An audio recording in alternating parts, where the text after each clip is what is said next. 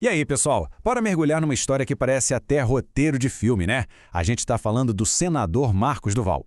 Como é que uma figura da segurança de elite acaba no centro de uma trama, com acusações de golpe e em confronto direto com o STF? É o que a gente vai desvendar hoje. E olha, para não perder nenhuma análise como essa, já sabe, né? Se inscreve aí no canal Opa News BR.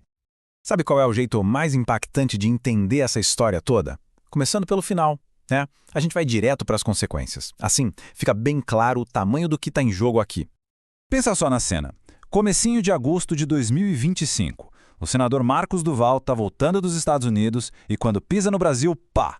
É recebido com essa lista aí. Tornozeleira eletrônica, grana bloqueada, sem poder postar nada nas redes sociais. A pergunta que não quer calar é, meu Deus, como é que o negócio chegou nesse nível? Para entender isso, a gente precisa voltar um pouco no tempo. Então vamos lá. Para a gente entender as ações, a gente precisa primeiro entender quem é a pessoa, certo? A imagem que o Marcos Duval construiu para si mesmo é a chave de tudo.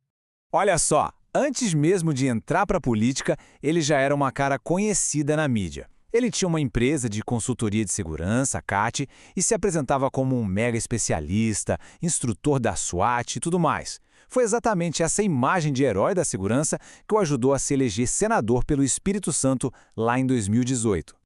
E agora a gente chega no coração de toda essa confusão, o epicentro de tudo. Uma única reunião. Preste atenção na data, 9 de dezembro de 2022. Faltavam pouquíssimas semanas para o fim do governo de Jair Bolsonaro. Então, o que aconteceu nessa reunião? Segundo a Polícia Federal e inclusive as primeiras versões do próprio Duval, ele se encontrou com o então presidente Bolsonaro e com o ex-deputado Daniel Silveira. E foi ali, nesse encontro, que o tal plano teria sido colocado na mesa.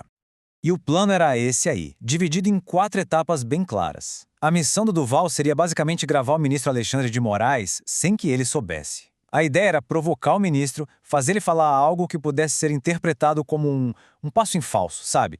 E com essa gravação em mãos, eles teriam um pretexto para alegar abuso de autoridade. E o objetivo final de tudo isso, segundo a investigação, criar uma baita crise institucional e, no fim das contas, anular a eleição.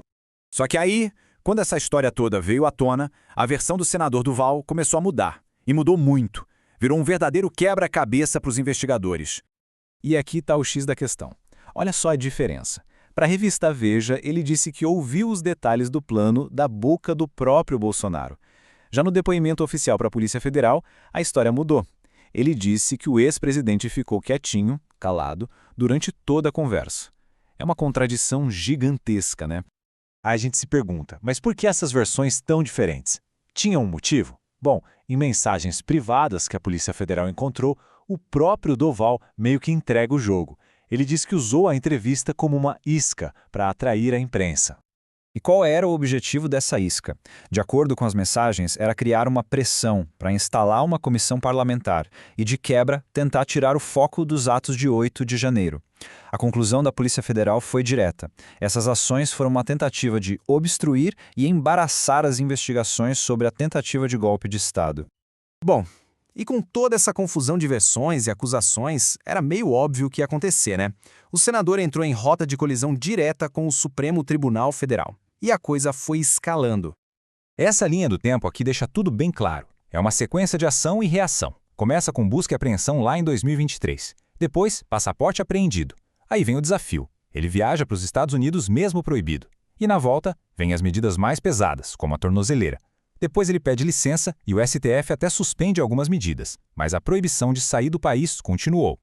E para justificar o porquê de medidas tão duras como a tornozeleira, o ministro Alexandre de Moraes foi categórico na decisão.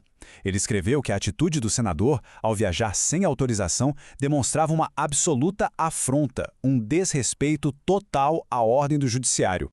Ok, a gente viu toda a novela, a briga jurídica, a trama, mas no fim do dia, por que esse caso é tão importante? O que a gente tira de lição de tudo isso? É que esse caso vai muito além de uma pessoa só. Ele virou uma peça-chave nas investigações do 8 de janeiro. Ele escancara a tensão que existe entre o Congresso e o Judiciário e levanta debates importantíssimos sobre até onde vai a imunidade de um parlamentar e quais são as consequências para quem tenta obstruir a justiça em casos tão graves. E no final, o caso do Marcos Duval deixa no ar essa pergunta que é bem provocadora. Um senador pode usar o cargo que tem para deliberadamente tentar manipular a imprensa e atrapalhar a justiça? É uma reflexão e tanto sobre poder e responsabilidade. Bom, se essa análise ajudou a entender melhor esse emaranhado, não esquece de se inscrever aqui no canal Opa News BR para continuar acompanhando com a gente. Valeu e até a próxima!